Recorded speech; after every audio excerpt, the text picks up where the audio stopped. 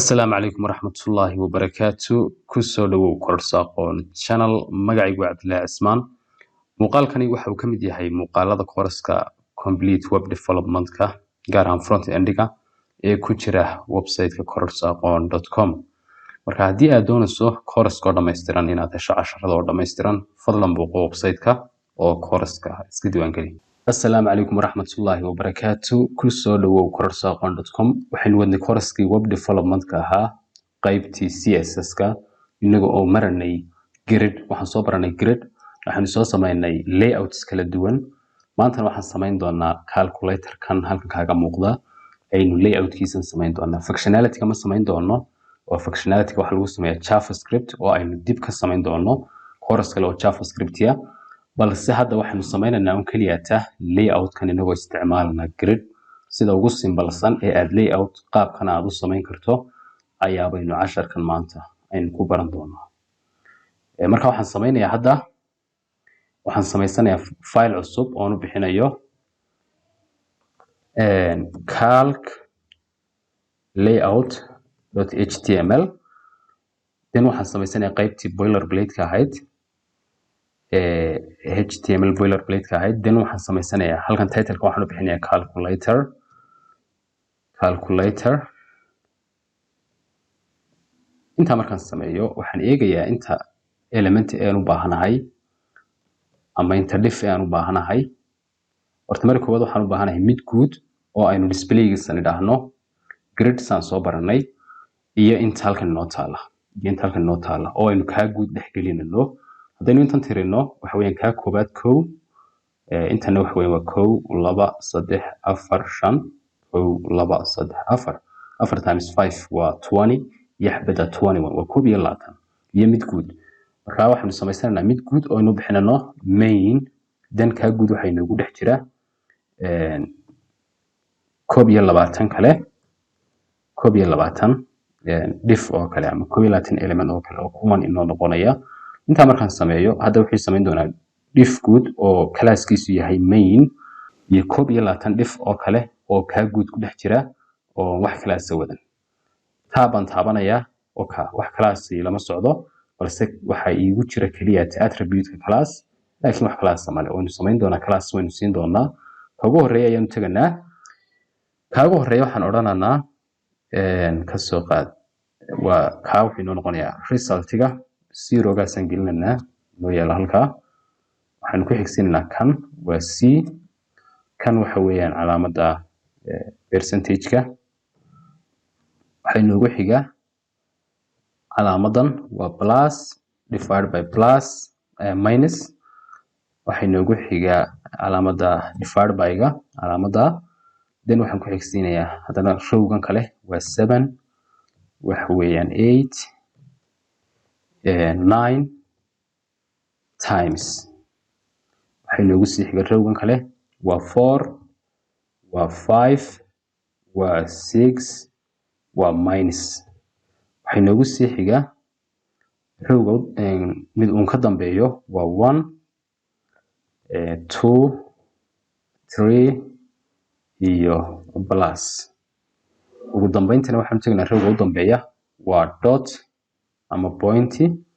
waxay noogu sii xiga 0 iyo waxa weeyaan calaamadan less than haddaan imika qoro error baa nagu iman karaa waayo waxay u egtahay angle bracket-ka. marka waxaan adeegsanaynaa HTML entity on hore usoo baran. marka waxaad qoraysaa arms ama Amsterdam calaamadaas ayaad qoraysaa. then waxaad qoraysaa LT oo less than u taagan semicolon baad markaa taabanaysaa. intaas waxay u dhigmataa calaamadan oo calaamadan ay noo samayn doontaa.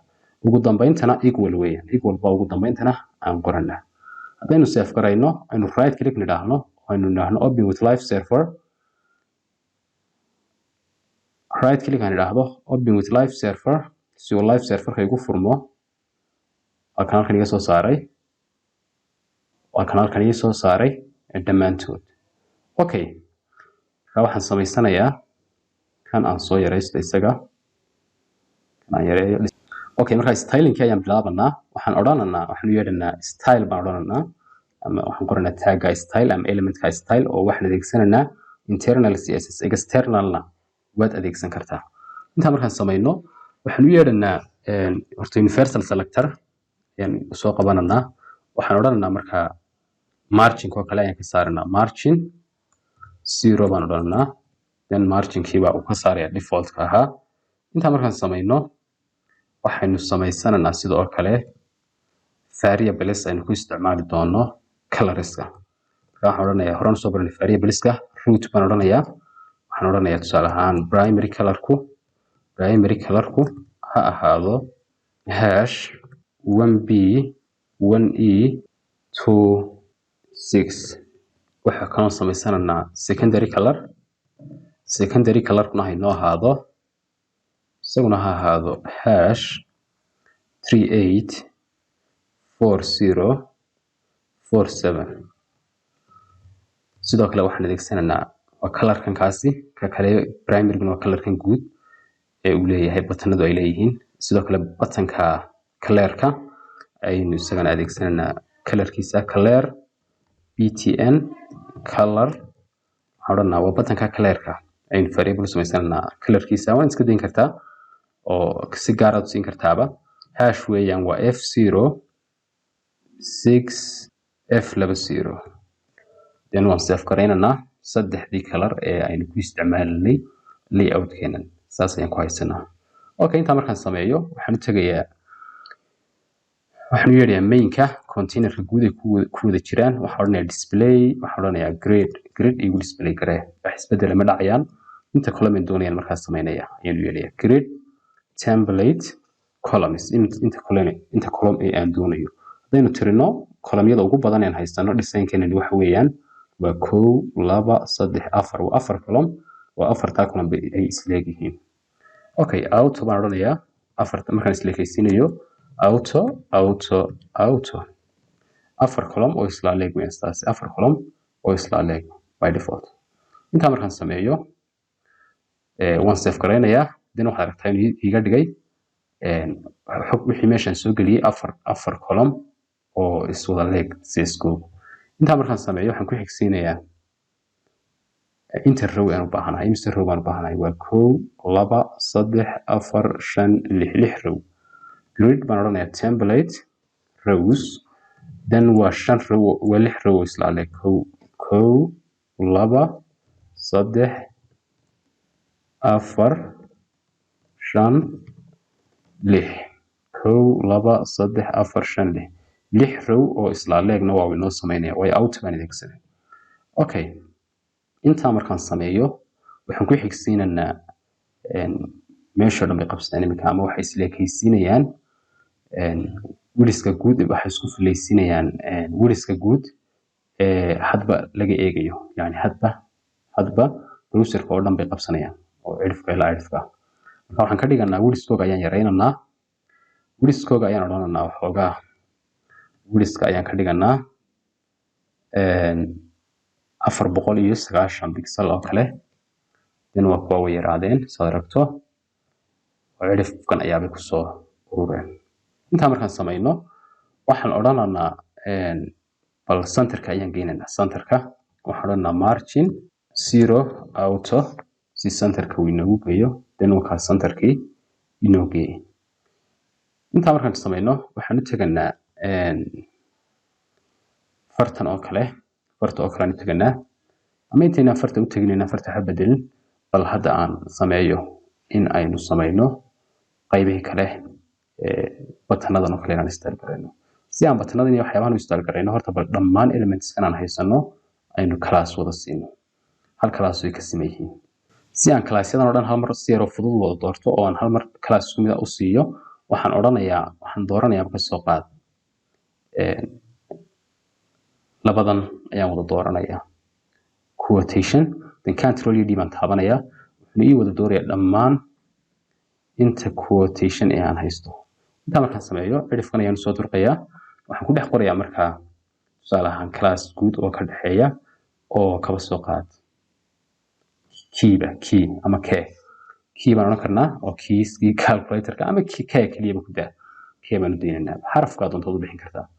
okay, then waxaan u yeedhinaa dhammaan buttonska key baan u yeedhinaa. okay waxaan odhanaynaa bal waxoogaa waxaad siisaa horta bal background color sii background colorkaad siinaysaa ha noqdo variablekan soo samaysanay ee ahaa primary colorka then wakaa waxay wada yeesheen dhammaan colorkii primary colorkii aynu soo samaysanay markii hore intaa markaan samayno waxaan odhanaynaa bal hadda colorka fartan ah intaynu tagno kaa guud ee mainka bal white yadana ka dhig baan odhanaynaa colorkii guud ee fartuna kaa white ayaabaa u noqday intaa markaan samayno waxaan ku xigsiinaynaa keedan ayaan ku guda jirnaa oo wax weeyaan waa dhammaan sar kalaasoo wada siinay dhammaan elementskan ama dhammaan butaniskan uu ka kooban yahay calculatorku bal border baan samaynaynaa horta border baan samaynaynaa 1 pixel baan odhanaynaa solid black si aan u aragno mid solid white si aan u aragno mid kasta meesha uu ku joogo intaa waxaan ku xigsiinaynaa waxaan samaynaynaa padding baan siinaynaa padding waxaan odhanaynaa tusaale ahaan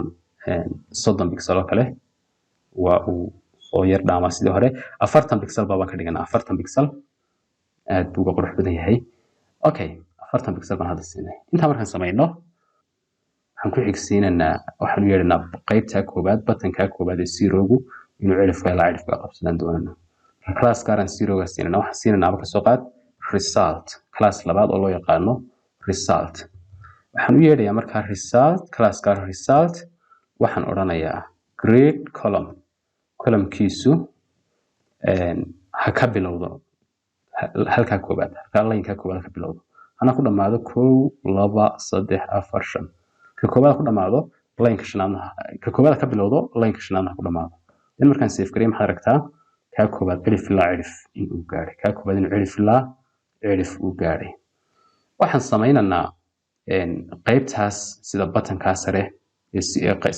qaybta result-ka iyo dhammaan qaybahani waxay leeyihiin color yar oo ka duwan waa secondary colorkeena marka waxaan siinaynaa class gaar ah tusaale ahaan waxaan siinaynaa siidan si aan background-ka ugu bedelno waxaan siinaynaa class gaar ah oo s oo kale siinaynaa xarafka doonta ama magac baad bixin kartaa symbols-kan oo dhan s baan siinaynaa sidoo kale kaana waxaan siinaynaa s divided by ga waxaan siinaynaa s sidoo kale waxaan siinaynaa s ta times-ka ayaan siinaynaa timeskaas uu kanoo kale ugu ekaado waxaa kaloon siinaynaa isagana minuskana s baan siinaynaa pluskana isagana waxaan siinaynaa s baan isagana siinaynaa class labaad oo s ah equalshana waxaan siinaynaa s intaas ayaan s siinay hadda waan save gareeyey waxaan tegayaa qaybtii styleka waxaan u yeedhaya classka s la yidhaahdo waxaan odhanayaa background colorkooga waxaad iga dhigtaa variable-kii secondary colorka maxaad aragtaa inay ay wada noqdeen secondary colorka ka koobaadna isagana ee buttonka koobaad qaybta koobaadna isagana classka s baan raacinaya result then maxaad aragtaa iminka inuu aad ugu eegyahay kan inuu aad ugu eegyahay waad aragtaa kan inuu aad ugu eegyahay okay si uu sir qurux badan noogu muuqdo waxaan odhanaynaa ka soo qaad bodygan u yeedhna ama universal selector kan ayaan background color siinanaa waxaan odhanaynaa ka soo qaad silver background waan samaynay aadna uu qurux badan yahay waxaad aragtaa zerogaas inuu yaalo cilifka bidixda midigta inaan geynaan doonanaa waxaan teganaa oo keliyaata resultka dee waxaan odhanaynaa tegas align then waxaan odhanaa right cilifka midigtii baa u tegay okay intaa markaan samayno fartan ayaan bedelanaa marka fartan inaan bedelno ayaa la inooga baahan yahay aynu ka dhigno far xogaa yar waaweyn sidoo kale font family-gana aan bedelno mainka ayaan teganaa waxaan odhanaa font family waxaan odhanaa arial iga dhig then farti way isbedeshay font size-kana waan waaweyneynanaa waxaan ka dhiganaa egas large-ba aad buu hadda sidii hore uga qurux badan yahay buttonka colorka ama siida ayaan isagana u samaynaynaa colorka ka bedelanaa oo colorkii aan soo samaynay ee colorkan ahaa ayaan siinaynaa color button colorka ahaa waxaan odhanaynaa isagana class baan siinaynaa classkan waxaan odhanaaba color then waxaan imanaynaa waxaan odhanaynaa class-ka color igu yeedh ama soo qabo selector-ka color ee class-ka then waxaan odhanaa background waxaad tidhahdaa color-ka farta font color-ka waxaad iga dhigtaaba clear button color then waka isaguna color-kii ayaaba uu hadda yeeshay okay haddaad eegto waxaan filayaa in uu naga dhammaystiran yahay haddaad kan iyo kan isku eegto hadda ay aad isku eegyihiin aad ba ay isku eegyihiin waxa ay kala duwan yihiin baaba iska yar marka sidaa yar fudud ayaynu ku samaynay layout-kii calculator-ka haddaan doonayno inaynu markaynu mouse-ka dul marino oo pointer noqdo batanadan oo dhan waxaynu siinay class ka dhexeeya oo kee loo yaqaano waxaan odhanaa cursor-ka pointer ka dhig markaan mouse-ka dul geeyo pointer ama far ayaaba uu noqonaya sida aad aragto waxaan rajaynaya casharka maanta inaad fahantay gridna aad hadda layout kasta aad ku samayn karayso